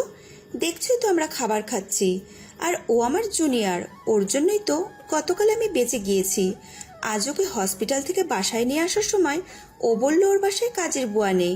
আমিও ভাবলাম ছেলেটা খাবে কি, তাই রান্না করে দিতে এসেছিলাম। নিজাম চৌধুরীর রাগে পাশে থাকা কনস্টেবলকে ঠাস করে একটা থাপ্পড় মারে। তারপর মুচকি হেসে বলে, হ্যাঁ সরি রে মা, আসলে কনস্টেবলের ভুল হয়েছে। তা বাবা, তোমার শরীর কেমন এখন? জি জি ভালো। ভয় পাচ্ছ কেন? ভয় নেই, কিছু বলবো না আমি। তা মা, একাই খাবি? তোরা আমাকে একটু খেতে দে। বসো বসো বাবা, এক্ষুনি দিচ্ছি। নিজাম চৌধুরী চেয়ারে বসে কনস্টেবলকে ইশারা করে চলে যেতে বলে। সবাই খাওয়া দাওয়া শেষ করে কিছুক্ষণ বিশ্রাম নেয়। তারপর, মা, এবার তাহলে চল বাসায় যা। সাব্বির থাকতে পারবে একা? জি আপু, পারবো। আপনাকে অনেক অনেক ধন্যবাদ গরিবের ঘরে আসার জন্য, আর স্যার আপনাকেও। নিজাম চৌধুরী সাব্বিরের ওপর রেগে থাকলেও ওর দিকে তাকিয়ে আর রাগটা ধরে রাখতে পারে না। মুচকি হেসে সাব্বিরের মাথায় হাত বুলিয়ে দিয়ে বলে, কোনো সমস্যা হলে বলো বাবা, কেমন? মা চল যাই। রিয়া আর নিজাম চৌধুরী বাসা থেকে বের হয়ে যেতেই লুইস সহ বাকি সবাই বাড়ির ভেতরে চলে আসে। তারপর, বস এখন কেমন বোধ করছেন? মোটামুটি ভালো লুইস। বস আমাদের এখানে কি করতে হবে? ডন ভাই বলেছিল না, বাদশা যে আমাদের বড় শত্রু, তাকে খুঁজে বের করতে হবে। আর নিজাম চৌধুরীর সাথে ওর যোগসূত্র আছে, তাই ওর মেয়েকেই টার্গেট করেছে, বুঝলে? বস আপনার কোনো জব নেই। সাব্বির শুধু মুচকি হাসে। তারপর আচ্ছা শোনো, এখন এসব রাখো, মাথাটা আমার ব্যথা করছে অনেক। কিছু ঔষধ কেনা বাকি আছে, ব্যাগ থেকে প্রেসক্রিপশন নিয়ে যাও, গিয়ে কিনে নিয়ে আসো। লুইস চলে যায়। সাব্বির ঘুমাতে যাবে এমন সময় ওর ফোনে কল আসে অচেনা নাম্বার থেকে। প্রথমবার রিং হয়ে কেটে গেল। দ্বিতীয় কল আসার কিছুক্ষণ পর ফোনটা রিসিভ করে। হ্যালো, কে বলছেন? কে আবার? আমি নন্দিনী। তুমি তো নন্দিনী, কিন্তু আমার নাম্বার পেলে কোথায় শুনি একটু? আমি নিয়েছিলাম রাতে লুকিয়ে। সে যাই হোক, বলো তুমি কি সুস্থ হয়েছো? এত তাড়াতাড়ি কি সুস্থ হওয়া যায় বলো? তুমি পাশে থাকলে না হয় এটা আলাদা বিষয় ছিল, একটু সেবা যত্ন করে সুস্থ করে তুলতে আমায়। উপায় নেই, বাবাকে দেখাশোনা করে রাখতে হবে, বুঝেছো? আমি তো সকালে ভয় পেয়ে গিয়েছিলাম, না জানি বাবা তোমাকে ক্রস ফায়ার করে দেয়। দিতে তাতে আমার তো সুবিধা হতো, আমাকে আর সহ্য করতে হতো না, তাই না? সাব্বির, বেশি কথা বলো না, মার দেবো কিন্তু। ওকে ওকে জান, আর বলবো না। এবার বলো কি করছো এখন? এই যে আমার যা, না কিছু না। শোনো মেয়ে, মুখের কথা পেটে আটকে রাখতে নেই, বুঝেছো? এখন ঝটপট বলে ফেলো কি বলবে। বলছিলাম কি করছো আমাকে বলো তো। কোনো কিছুই ভালো লাগছে না আমার, শুধু মন চাচ্ছে তোমার কাছে ছুটে যেতে। প্লিজ আমাকে নিয়ে চলো তোমার কাছে। তাহলে গেলে কেন তখন শুনি? হবু শ্বশুরকে বললেই হতো তুমি থাকতে চাও আমার সাথে। এই শোনো শোনো, একটা কথা মাথায় রেখো, বাবা কিন্তু তেমন একটা সুবিধার না, ঠিক কোনো না কোনোভাবে তোমাকে মারতে চাইবে। বাবার মুখে তখন হাসি থাকলেও আমি স্পষ্ট দেখেছি বাবার চোখে আগুনের লাভা। তাই বলছি সাবধানে থেকো। আমাকে ধরলেও বা কি করবে? আমি তো এতিম, কেউ কিছুই বলবে না। সাব্বির, এবার কিন্তু রাগ হচ্ছে। ওকে ওকে, কুল ডাউন, আর বলবো না কেমন? মনে থাকে যেন। এখন শোনো, আগামীকাল থেকে আমরা একসাথে কলেজে যাব, ঠিক আছে? ভালো করে পড়াশোনা করবে, একদম ফাঁকিবাজি করবে না। ঠিক আছে শোনো, এখন রাখছি, একটু ঘুমোবো, মাথা অনেক ব্যথা করছে। এই শোনো, বলো। ভালোবাসি। রিয়া কথাটা শেষ করেই ফোনটা কেটে দিয়ে মিটিমিটি হাসতে থাকে। এদিকে সাব্বির ফোন কেটে দিয়ে নিজের ল্যাপটপ বের করে সিসিটিভি ক্যামেরা ফুটেজ চেক করতে থাকে। এমন সময় দেখতে পায় একটা সাদা রঙের গাড়ি দাঁড়িয়ে আছে ওদের বাসা থেকে 10 মিনিটের রাস্তা দূরত্বে, আর কয়েকজন অচেনা লোক ঘোরাঘুরি করছে। সাব্বির দ্রুত একটা ক্রুকে ডাক দেয়। তারপর ক্রু? বাইরে ওই অচেনা লোকগুলো কি? বস, পুলিশ। লুইস কি ওদের সামনে দিয়ে বের হয়ে গেছে? নো বস, এই বাসার নিচে দিয়ে আমাদের একটা গোপন সুড়ঙ্গ আছে, যেটা দিয়ে জেনারেল লুইস বের হয়ে গিয়েছে। শোনো ভালো করে, তাদের খেয়াল করো কতজন আসে এবং কতক্ষণ থাকে রাত পর্যন্ত। আজকেই ওদের লাস্ট দিন। ওকে বস। সাব্বির বিছানায় বসে চোখ বন্ধ করে কিছু একটা ভাবতে থাকে। এমন সময় লুইস এসে সাব্বিরকে বলে, বস বস শুনছেন? বলো। নিজাম চৌধুরী আসছে, কি করব? সবাইকে সুড়ঙ্গে লুকিয়ে থাকতে বলো, আর তুমি আমার পাশে বসে থাকো। ঠিক আছে বস। সাব্বির বিছানায় শুয়ে পড়ে। একটু পর লুইস আসে, সাথে নিজাম চৌধুরী। লুইস সাব্বিরকে ডাকতে থাকে। সাব্বির দোস্ত, দেখ তো কে এসেছে তোর সাথে দেখা করতে। সাব্বির ধীরে ধীরে চোখ খুলে তাকিয়ে নিজাম চৌধুরীকে দেখে উঠে বসে। তারপর, আসসালামু আলাইকুম স্যার, আপনি হঠাৎ এখানে? এলাম তোমার শরীর কেমন জানতে। রিয়া আসতে চেয়েছিল, কিন্তু ও রাতে ঘুমায়নি বলে ওকে ঘুম পাড়িয়ে এসেছি। তা এই ছেলেটাকে? জি স্যার, ও আমার বন্ধু সাকিব। সাকিব, তুমি একটু বাইরে যাও তো, তোমার বন্ধুর সাথে একটা পার্সোনাল কথা বলতাম আমি। যে ঠিক আছে দোস্ত, আমি বাইরে আছি, কিছু লাগলে বলিস। লুইস বাইরে যেতেই নিজাম চৌধুরী দাঁত কিটমিট করে সাব্বিরের দিকে তাকায়। কোমর থেকে পিস্তল বের করে সাব্বিরের পাশে রেখে বলে, পিস্তলটা অনেকদিন হলো পড়েছিল বলে মরিচিকা ধরেছে, ভাবছি এটা একটু ব্যবহার করব। সেটা আমাকে বলছিস কেন? কি বললে তুমি? বলছি স্যার, আমাকে এটা বলছেন কেন? হ্যাঁ, বলছি কি আর, এমনি এমনি এটা ব্যবহার আমি তোর মাথা ফুটো করেই করব। কথাটা বলে নিজাম চৌধুরী সাব্বিরের মাথায় পিস্তল ঠেকায়। সাব্বির তখন স্বাভাবিকভাবে বসে আছে। আজকের পর থেকে তোকে যেন আমার মেয়ের আশেপাশে না দেখি, জানিস তুই একমাত্র ব্যক্তি যাকে কিনা আমার মেয়ে স্পর্শ করেছে। মন চাচ্ছে তোকে এক্ষুনি মেরে দে, কিন্তু কিন্তু পারবেন না, আপনার মেয়ে এসে গেছে, পেছনে তাকিয়ে দেখুন। মানে? নিজাম চৌধুরী পেছনে তাকিয়ে দেখে রিয়া দরজা ঠেলে ভেতরে ঢুকছে। নিজাম চৌধুরী দ্রুত পিস্তলটা নিজের কোমরে গুঁজে রেখে মুচকি হাসি দিয়ে বলে, কিরে মা, তোকে না ঘুমাতে বললাম তাও এলি কেন? আমি তো ভাবলাম তুমি হয়তো মনে ভুলে যাবে আসতে, তাই আমি এলাম। তা সাব্বির, এখন কেমন বোধ করছো? আর কি বলবো আপু, মাথায় এত এত জ্বালা করছে যে মনে হচ্ছে মাথা ফেটে যাবে আমার। কি, এই ঔষধ খেয়েছো? বাবা তুমি যাও তোমার কাজে, আমি দেখছি সাব্বিরকে। মা, আমি ডাক্তারকে ডাকছি। বাবা তুমি যাও তো, সব সময় শুধু বেশি বোঝো। আর ছেলেটা আমার জন্য বিছানায় শুয়ে, আর তুমি কিনা বলছো ওর সেবা ডাক্তার এসে করবে। ডাক্তার ঔষধ দিয়েছে, আমি খাইয়ে দেব, তুমি যাও। না, তুমি যাও, তোমাকে দেখে সাব্বির বেশি ভয় পাবে। নিজাম চৌধুরী অসহায় দৃষ্টিতে তার মেয়ের দিকে তাকিয়ে বাড়ি থেকে বের হয়ে যায়। এদিকে রিয়া সাব্বিরকে ওষুধ খাইয়ে দিবে ওর পাশে বসে। তারপর, এই বাবা তোমার কিছু করেনি তো? ঠিক সময় না আসলে করে দিত। যাক, তুমি বুদ্ধি করে আমাকে ফোন দিয়েছিলে, না হলে তো আমি ঘুমিয়েই পড়তাম। এখন কি করবে শুনি? কি আর করবো, ইচ্ছে করছে হবু বউকে জড়িয়ে ধরে আদর করতে থাকি। এই ভুলে যাচ্ছ নাকি আমি তোমার সিনিয়র? তাতে কি, হবু বউ তো বউই, তাই না? এসো একটু জড়িয়ে ধরি। রিয়া না না করলেও তেমন একটা বাধা দেয় না। সাব্বির রিয়াকে আলতো করে জড়িয়ে ধরে, আর রিয়া সাব্বিরের বুকে শুয়ে চোখ বন্ধ করে নেয়। প্রায় ৩-৪ ঘন্টা পর লুইসের দরজা নক করার শব্দে সাব্বির আর রিয়ার ঘুম ভেঙে যায়। বাহির থেকে লুইস বলতে থাকে, ভাই, ভাবির বাবা এসেছে, নিচে গাড়ি পার্কিং করছে। ঠিক আছে, তাকে আসতে দাও। সাব্বির আর রিয়া দুজনেই স্বাভাবিকভাবে একে অপরের থেকে দূরে গিয়ে বসে। এরই মাঝে নিজাম চৌধুরী ঘরে ঢুকে পড়ে আর ভ্রু কুঁচকে সাব্বিরের দিকে তাকায়। তারপর, মা, তুই বাসায় যাসনি? আমি এখানেই থাকবো, এখানে থাকতে আমার ভালো লাগছে বাবা। এই ছোট ঘরে তুই থাকবি? তোর জন্য আমি রাজকীয় ঘর রেখেছি। কি জন্য? চল বাসায়। বাবা তুমি বুঝছো না কেন, আমার এখানে থাকতে ভালো লাগছে। প্লিজ তুমি যাও, আমি এখানে ভালো আছি। নিজাম চৌধুরী এবার আর নিজের রাগ সামলে রাখতে পারে না। হুঙ্কার দিয়ে রিয়াকে বলে, রিয়া, অনেক সহ্য করেছি, এবার কিন্তু আমি কিছু একটা করে ফেলবো, বলে দিচ্ছি।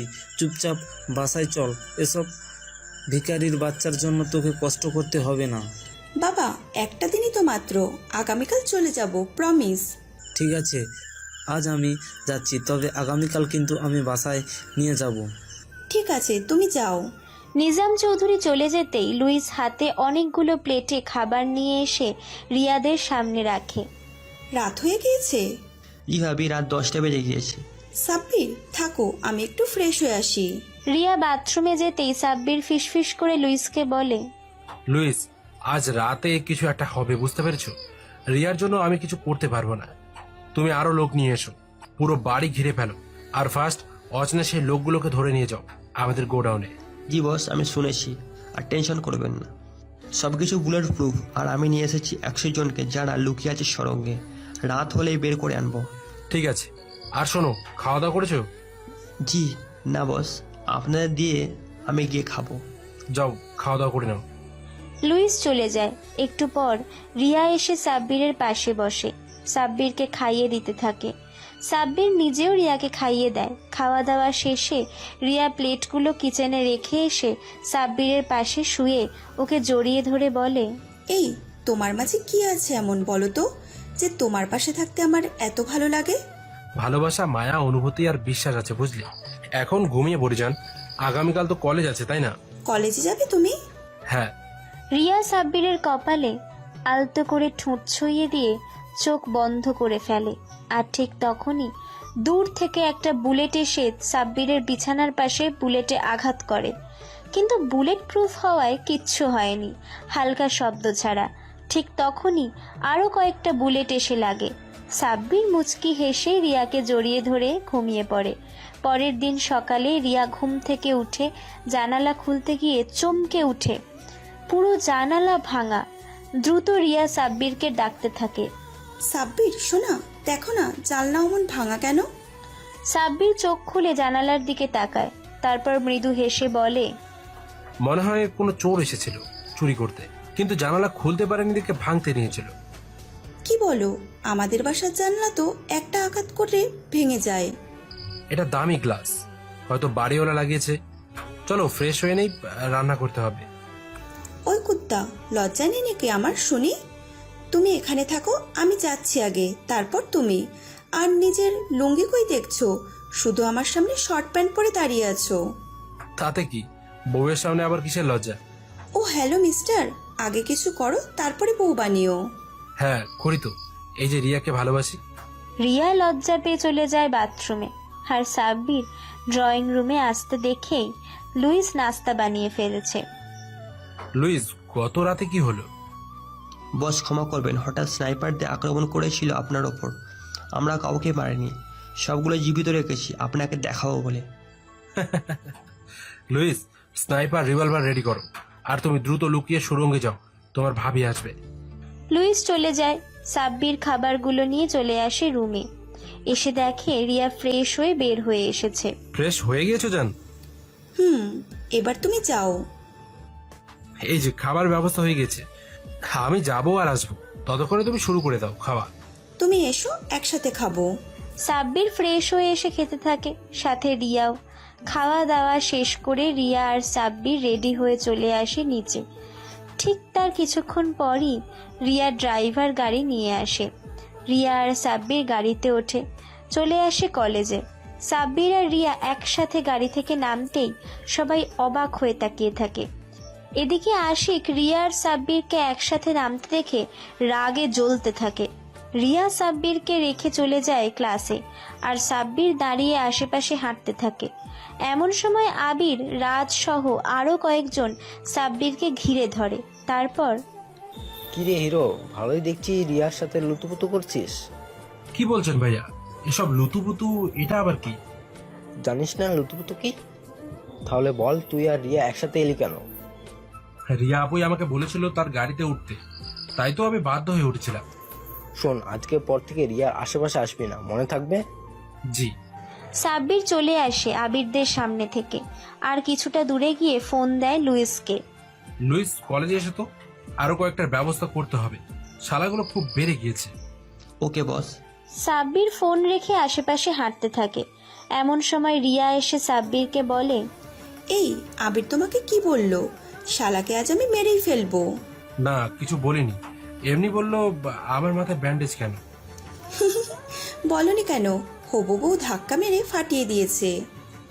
ধুর, এখন কি করবে? আজ তো আমার ক্লাস নেই। আমারও নেই, চলো পার্কে যাব ঘুরতে। আজ তো বাসায় যাব। বাবা আজ একবারও ডিস্টার্ব করতে আসলো না যে। কি করে বলবো আমি? কথাটা বলেই সাব্বির মুচকি হাসে। সাব্বির আর দেরি না করে রিয়াকে নিয়ে চলে আসে পার্কে। এদিকে নিজাম চৌধুরী বারবার তার ভাড়া করা গুন্ডাদের ফোন দিতে থাকে, কিন্তু তাদের ফোন বারবার সুইচ অফ দেখাতে থাকে। ঠিক সেই মুহূর্তেই নিজাম চৌধুরীর ফোনে একটা মেসেজ আসে, the black white gangster is back. Nizam Chowdhury মেসেজটা দেখে কিছুটা অবাক হয়ে যায়, আর সরাসরি বাদশাকে ফোন করে। বস। হ্যাঁ নিজাম, বলে ফেলো। বস, আমাদের সাথে পাঙ্গা নিতে মনে হচ্ছে নতুন কোনো গ্যাংস্টার চলে এসেছে। হ্যাঁ নিজাম, আমি জানি কে সে। ও তোমার আশেপাশে আছে, সাবধানে চলো, নয়তো আমিও তোমাকে ওদের হাত থেকে বাঁচাতে পারবো না। ঠিক আছে বস। লাইনটা কেটে যায়। নিজাম চৌধুরী কিছুটা ভয় পেয়েই সোফায় বসে থাকে। এদিকে সারা দিন ঘোরাঘুরি শেষে রিয়া বাসায় চলে যায়, আর সোফায় ওর বাবাকে চুপ করে বসে থাকতে দেখে রিয়া জিজ্ঞেস করে, কি হয়েছে বাবা, এভাবে তুমি বসে আছো কেন? আমাকে মারতে কোনো গ্যাংস্টার এসেছে রে। ও আমাকে বাঁচতে দেবে না মা। ভাবছি আমার কিছু হয়ে গেলে তোর কি হবে। মানে বাবা তোমাকে কেন মারতে আসবে? না রে মা, তবে সাবধানে থাকতে হবে। তুই রুমে যা, আজকে আমি পুরো বাড়ি নিরাপত্তা ব্যবস্থা করব, কোনো রিস্ক নেওয়া যাবে না। রিয়া সোজা ওর রুমে চলে আসে আর ঘুমিয়ে পড়ে। এদিকে সাব্বির দ্রুত চলে আসে গোডাউনে, হাতে স্নাইপার। সাব্বিরকে দেখে লুইস নিয়ে চলে আসে ওকে একটা রুমে, যেখানে লাইন ধরে রাখা হয়েছিল 25 জনকে, যাদের মাঝে আবিরও ছিল। সাব্বির মুচকি হেসে আবিরের সামনে গিয়ে হাঁটু ভাঁজ করে বসে। তারপর, কিরে চিনতে পারছিস আমাকে? কে কে ভাই আপনি? আমি আপনাকে কি করেছি? সাব্বির নিজের মুখে লাগানো মাস্ক খুলে ফেলে, আবিরের দিকে তাকিয়ে জোরে জোরে হেসে ওঠে। তারপর, কি চিনতে পেরেছিস? তুই কেন তুলে এনেছিস আমাকে? শালা আমাদের লিডার চেয়ারম্যান জাহিদ জানলে তোকে একদম পুঁতে ফেলবে। ও আচ্ছা, তার আগে তোকে যে এই দুনিয়া ছেড়ে চলে যেতে হবে।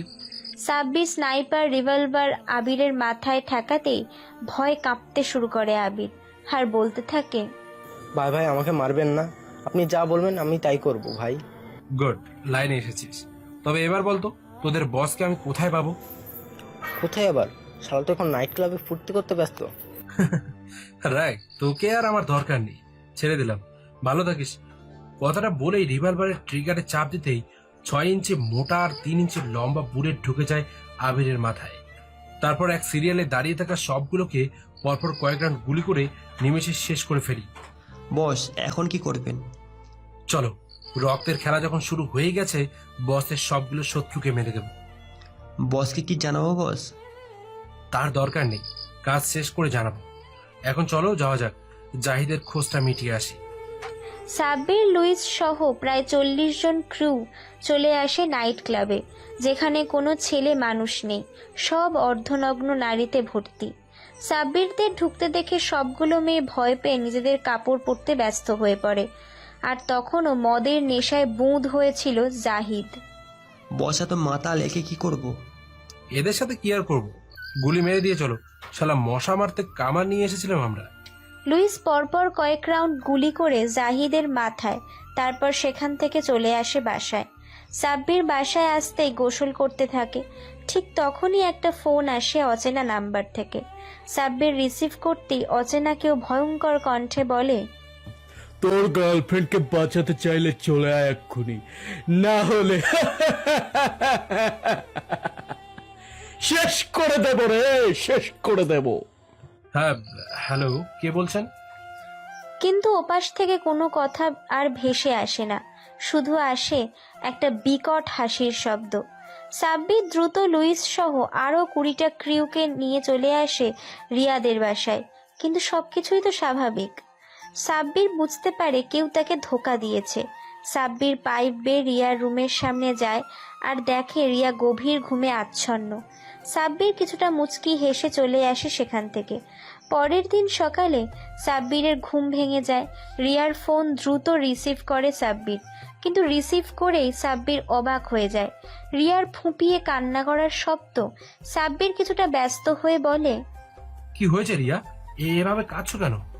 জান, কথা বলো, কাঁদছো কেন রিয়া? রিয়া, সাব্বির তুমি জলদি আসো আমার বাসায়, আসো প্লিজ। কে বা কারা যেন বাবাকে খুন করছে। কি খুন? আমি এখনই আসছি রিয়া, তুমি টেনশন করো না। সাব্বির ফোন রেখে দিয়ে এক দৌড়ে বাহিরে চলে আসে আর লুইসদের নিয়ে চলে আসে রিয়ার বাসায়। রিয়া ততক্ষণে কেঁদে অস্থির। সাব্বিরকে দেখে সবার সামনেই সাব্বিরকে জড়িয়ে ধরে কাঁদতে থাকে। রিয়া, কাঁদে না, শোনা আমার। চুপ করো লুইস, সবকিছুর ব্যবস্থা করো, আঙ্কেলকে মাটি দিতে হবে। কিন্তু বাদ সাজে পুলিশ, তারা ময়নাতদন্ত করবে, তারপর মাটি দিতে হবে। সাব্বির তাদের কিছুই বলতে পারে না, কারণ এটা পুলিশ কেস, আর রিয়ার বাবা নিজেও পুলিশ ছিল। পরের দিন নিজাম চৌধুরীর লাশ নিয়ে আসা হয় এবং দ্রুত দাফন করে ফেলা হয়। সাব্বির রিয়াকে নিজের কাছেই নিয়ে চলে আসে। 10 দিন পর হঠাৎ একদিন ডন ফোন দেয় সাব্বিরকে আর যেতে বলে সবাইকে নিয়ে। সাব্বির কিছু বলার আগেই ডন ফোনটা কেটে দেয়। সাব্বির পরে বিপদে, রিয়াকে রেখে কি করে যাবে ও? কিন্তু যেতে তো হবেই। সাব্বির আর রিয়া মুখোমুখি বসে আছে, রিয়ার চোখে পানি। সাব্বির বারবার বলা সত্ত্বেও রিয়া কান্না করেই চলেছে। আরে সোনা, কান্না করছো কেন বলো তো? আমি কি একেবারে চলে যাচ্ছি? আমি তো আসবো কয়েকদিনের মধ্যে। আমি থাকবো কি করে শুনি এই বাসায় একা? তোমাকে আমি তো একা রেখে যাবো না এই বাসায়। তোমার জন্য আমি একটা বিলাসবহুল হোটেলে থাকার ব্যবস্থা করেছি। আমি না আসা পর্যন্ত ওখানে থাকবে তুমি। কিন্তু তুমি কি করো বলো তো? হঠাৎ কোথায় যাবে? আর এত কটা টাকা বা তুমি পেলে কোথায়? তোমাকে সব বলবো রিয়া, তবে আজ নয়। আমাদের বিয়ের দিন ঠিক বাসর ঘরেই সব বলবো, তুমি চিন্তা করো না একদম।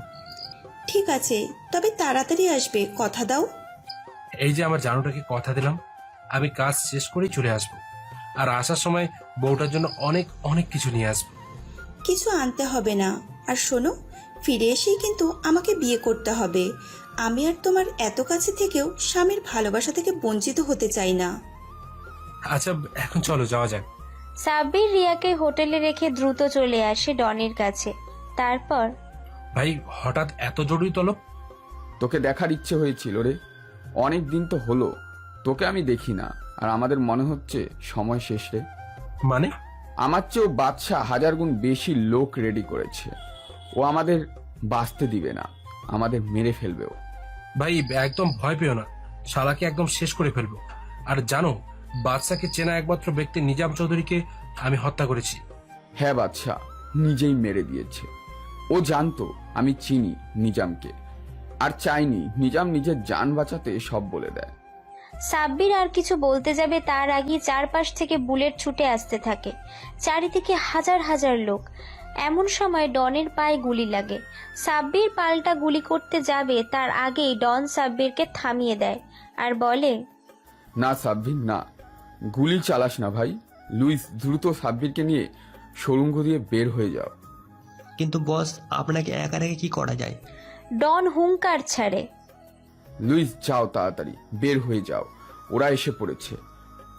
লুইস দ্রুত সাব্বিরকে নিয়ে একটা সুড়ঙ্গ দিয়ে বুলেটের গতিতে ছুটতে থাকে আর ছুটতে ছুটতে বলে, বস দেখলেন তো আমাদের ট্রেনিংটা কত কাজে গেছে, আমরা এখন ভেগে যেতে পারছি। লুইস নিজের কাছে নিজেরই ঘৃণা হচ্ছে, আমরা ভাইকে রেখে একা পালিয়ে যাচ্ছি। ছি। বস আপনার হাতে কি ওটা? ডন ভাইয়ের মোবাইল। ভাইয়ের তো ছবি নেই আমাদের কাছে, তাই ফোনটা এনেছি, যদি কোনো ছবি থাকে এখানে। লুইস আর সাব্বির আরো দ্রুত দৌড়তে থাকে। এমন সময় বিকট শব্দে একটা ব্লাস্ট হয়, যার সাথে পুরো সুড়ঙ্গ অনেক কম্পন সৃষ্টি হয়। ঠিক তখনই সাব্বির আর লুইস বেরিয়ে আসে সুড়ঙ্গ থেকে। সাব্বির আর লুইস দাঁড়িয়ে আছে একটা বিশাল বড় একটা জঙ্গলের মাঝে। সাব্বির আর লুইস দেরি করে না, দ্রুত পালিয়ে জঙ্গল ত্যাগ করতে হবে। অমনি দেখতে পায় জঙ্গলের এক মাথায় আগুন জ্বলছে, হয়তো কেউ ওখানে আছে। সাব্বির আর লুইস আর চোখে সেদিকে কিছুক্ষণ তাকিয়ে থেকে চলে আসে সেখান থেকে। সাব্বির আবারও ঢাকায় এসে চলে যায় রিয়ার কাছে। সাব্বির রিয়ার সামনে গিয়ে বলে, জান চলে এসেছি আমি। চলে এসেছো? এসো, একটু জড়িয়ে ধরো আমাকে। সাব্বির ভ্রু কুঁচকে রিয়ার দিকে তাকায়, ওর পুরো চোখ মুখে রক্তের ছাপ। সাব্বির বুঝতে পারে রিয়া অনেক কান্না করেছে, তাই 2 হাত বাড়িয়ে দেয় রিয়ার দিকে। রিয়াও দৌড়ে এসে সাব্বিরকে জড়িয়ে ধরে। ঠিক তার কিছুক্ষণ পরই রিয়া পেছন থেকে বড় একটা ছুরি বের করে সাব্বিরের পেটে ঢুকিয়ে দেয়। একের পর এক ছুরি চালিয়ে সাব্বিরকে ধাক্কা দিয়ে ফেলে দেয়। তারপর ডেভিলদের মতো বিকট শব্দে হেসে ওঠে, বলতে থাকে, কি করে ভাবলি তুই আমার বাবার খুনি? তোর সাথে আমি বিয়ে করব? দ্য ব্ল্যাক ফাইট গ্যাংস্টার তুই। আমার বাবাকে তুই নৃশংসভাবে হত্যা করেছিস। কি করেছিল আমার বাবা? কেন হত্যা করলি বল না, আমাকে কেন এতিম করলি? আমি হত্যা করিনি রিয়া। তাহলে সেই রাতে কেন গিয়েছিলি আমার বাসায়? বল, কেন গিয়েছিলি? আসলে থাক, তোকে আর বলতে হবে না। এই দেখ সিসিটিভি ক্যামেরা ফুটেজ। অস্বীকার করবি তুই যাসনি আমার বাসায়? হ্যাঁ গিয়েছিলাম, কিন্তু বাকিটা বলার আগেই রিয়া ছুটে এসে আবারও চাকু ঢুকিয়ে দেয় সাব্বিরের পেটে। সাব্বির কোঁকিয়ে ওঠে। আজ থেকে তোর আমার সম্পর্ক শেষ। আমি চলে যাচ্ছি কানাডায় নিজের স্বপ্ন পূরণ করতে। ভালো থাকিস। রিয়া ব্যাগ নিয়ে বের হয়ে যায়। এদিকে সাব্বির লুইসকে ফোন দিতে গিয়ে চোখে ঝাপসা দেখতে থাকে।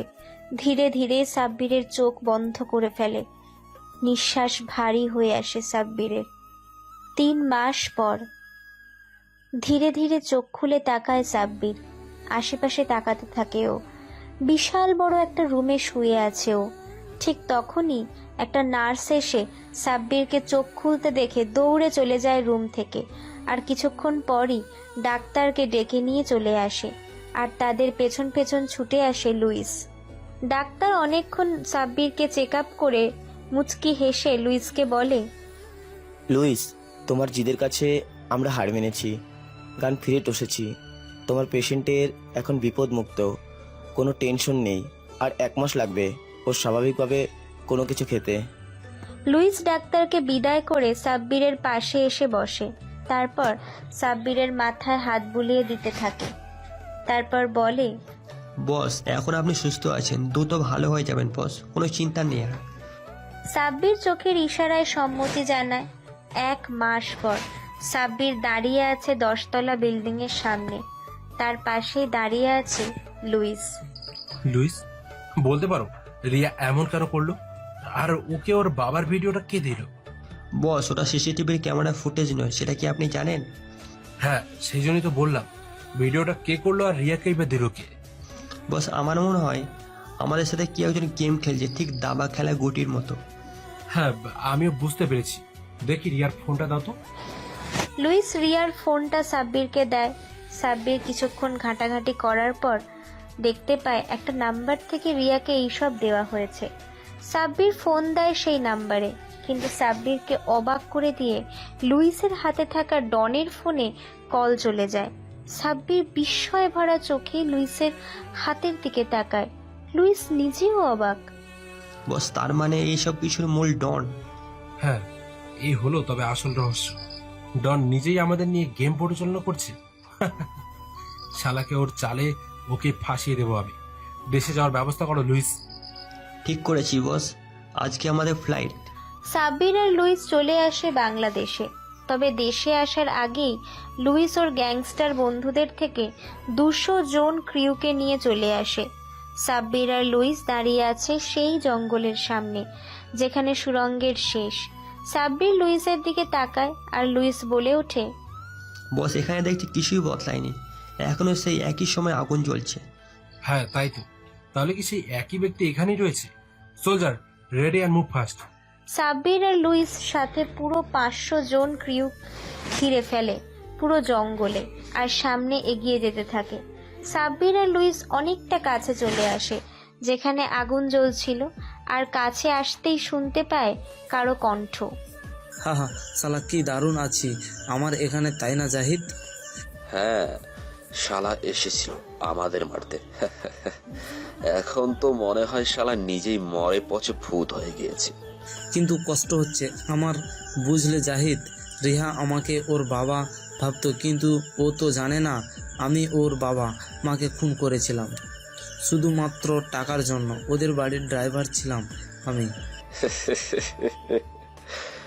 মানতে হবে, আমাদের বস বাদশাহ একজন মাস্টার মাইন্ড। কি সুন্দরভাবে আমাদের ক্লোন তৈরি করে আমাদের জায়গায় রেখে দিল, আর আমরা চলে এলাম এখানে। আর কতদিন গোলামি করব? দিশা, এবার আমাদের প্ল্যান করতে হবে কি করে আমরা মেরে দেব বাদশাহকে আর নিজেরাই বাদশাহ হব। হ্যাঁ ঠিক বলছো, শালাকে খুব তাড়াতাড়ি টপকাতে হবে। কিন্তু পাবো কই শালাকে? এখনো তো দেখিনি আমি।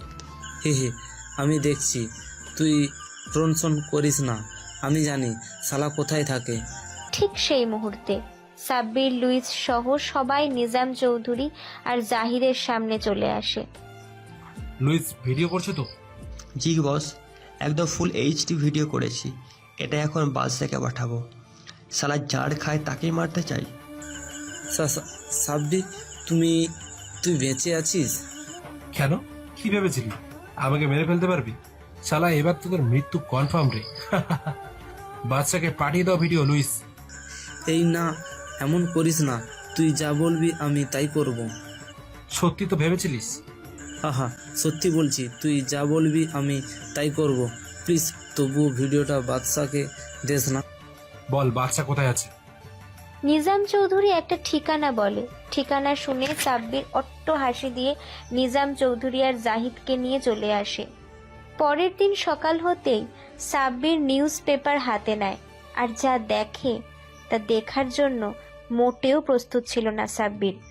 বড় বড় হেডলাইনে লেখা, সৎ ছেলের হাতে নির্যাতিত একটা বৃদ্ধ। সেই বৃদ্ধ আর কেউ নয়, সাব্বিরের বাবা। সাব্বির যতই রেগে থাকুক না কেন, ওর বাবার ওপর যতই হোক নিজের বাবা বলে কথা। সাব্বির সেই সকালেই বেরিয়ে পড়ে বগুড়া আসার জন্য, আর এসে পৌঁছে যায় বগুড়ায়। সাব্বির 10টা গাড়ি নিয়ে চলে আসে ওদের বাড়ির সামনে আর দেখে একটা বয়স্ক লোক, হাত পা ব্যান্ডেজ করা, গায়ে পুরনো জীর্ণ শীর্ণ লুঙ্গি আর গেঞ্জি। সাব্বির লোকটার সামনে গিয়ে বলে, চিনতে পেরেছো বাবা আমাকে? বৃদ্ধ লোকটা কিছু সময় সাব্বিরের দিকে তাকিয়ে থেকে চোখের পানি ছেড়ে দিয়ে বলে, বাপ, তুই এসেছিস? দয়া করে বাবা আমাকে এখান থেকে নিয়ে চল বাবা, ওরা আমাকে মেরে ফেলবে। নিয়ে যাব, তবে তার আগে বলো তোমার এই অবস্থা কে করেছে? তোর চলে যাওয়ার পরের দিনই রেনু ওর ছেলেকে নিয়ে আসে, আর নিয়ে আসার পর থেকে আমাকে চাপ দিতে থাকে যেন আমি ওর ছেলেকে আমার সব সম্পত্তি লিখে দেই। রেনু রোজকার ঘ্যান ঘ্যান শুনতে ভালো লাগে না, তাই একদিন ওকে থাপ্পড় মারি, আর তারপরেই ও আর ওর ছেলে মিলে আমাকে খুব মারে, আর দুজনেই হেসে আমাকে বলে তোকে নাকি ওরা ইচ্ছে করেই বিনা কারণে বের করে দিয়েছে, শুধুমাত্র আমার সম্পত্তিগুলো নিজেদের নামে করে নিবে বলে। জানিস বাবা, মা ছেলে হলেও ওরা দুজন স্বামী স্ত্রীর মতোই আমার সামনে সঙ্গম করত। লজ্জায় আমি তাকাতে পারতাম না। আমাকে এক বেলাও ভাত খেতে দিত না, রোজ খুব মারতো। আর জানিস, ওরা না ঋতুকে খুন করে ফেলেছে রে। এদিকে গাড়ির শব্দে সাব্বিরের সৎমা আর তার ছেলে মুন্না বাড়ি থেকে বের হয়ে সাব্বিরকে দেখে মারার জন্য তেড়ে আসতে নিবে। তার আগেই লুইস সহ বাকি সবগুলো ক্রু মুন্না আর সাব্বিরের সৎমাকে বাঁশের সাথে উল্টো করে ঝুলিয়ে দেয়। সাব্বির রাগে ছুটে গিয়ে লাথি মারে ওর মায়ের মুখে, তারপর হকি স্টিক দিয়ে একের পর এক মারতে থাকে মুন্নাকে। মারতে মারতে মুন্নাকে আধমরা করে ফেলে। লুইসকে ইশারা করতেই লুইস বিশাল বড় একটা পাতিল নিয়ে আসে, যার পুরোটাই পানি দিয়ে ভর্তি। রেনু আর মুন্নাকে ঠিক পাতিলের উপর 1 ইঞ্চি উপরে ঝুলিয়ে রাখে সাব্বির, তারপর পানি ফোটাতে শুরু করে। পানির তীব্রভাবে রেনু আর মুন্নার শরীর ঝলসে যেতে থাকে। শেষে সাব্বির ওদের দড়ি খুলে দিতেই গরম পানির মধ্যে পড়ে গিয়ে একদম গলে যায়। সাব্বির সেখান থেকে ওর বাবাকে নিয়ে এসে পাঠিয়ে দেয় কানাডার একটা বড় হসপিটালে। তারপর, লুইস, এবার তাহলে আমাদের শেষ চালটা খেলতেই হবে, তাই না? জি বস, অনেক হয়েছে লুকোচুরি। সালা ডনি যে বাদশা, আমাদের আগে বুঝে নিতে হতো। সাব্বির আর কোনো কিছু না বলে চলে আসে সোজা একটা বিশাল বড় গোডাউনের সামনে। সাব্বির ইশারা করে পুরো গোডাউনকে ঘিরে ফেলতে আর গুলি চালিয়ে এগিয়ে যেতে। সাব্বির এগিয়ে যায় সামনের দিকে। ঠিক তখনই ডন সাব্বিরের সামনে আসে হাততালি দিতে দিতে। তারপর, যাক শালা, তোর দেখি অনেক বুদ্ধি রে, আমাকে ধরে ফেললি তুই। কি করব বল, তোর থেকে যে আমি ট্রেনিং নিয়েছি। কিন্তু তাই শালা, তুই তো ছিলি আমার সামান্য একটা গুটি রে। কেন করলি এমন তুই? আর বলিস না, এই গ্যাংয়ের জীবনে বহুদিন ধরেই ছিলাম, কিন্তু বসে থাকতে থাকতে বোরিং হয়ে গিয়েছিলাম। ঠিক তখনই মাথায় আসলো মাস্টার প্ল্যান, যেখানে আমার চরিত্র হবে দুটো, বাদশাহ আর ডন। ঠিক তখনই আমি তোকে সাজিয়ে ফেলি। তোকে আমি সেকেন্ড বস বানিয়ে ডনের আসনে বসিয়ে আমি মারা যাব ঠিকই, কিন্তু ফিরে আসবো বাদশাহ হিসেবে। সেদিন আমি মারা যাইনি রে, মারা গিয়েছিল আমার ক্লোন, যাকে আমি আমার চেহারা দান করেছি। ঠিক তখনই পেছন থেকে কেউ একজন গুলি করে সাব্বিরকে। গুলিটা সাব্বিরের বুক ফুটো করে দেয়।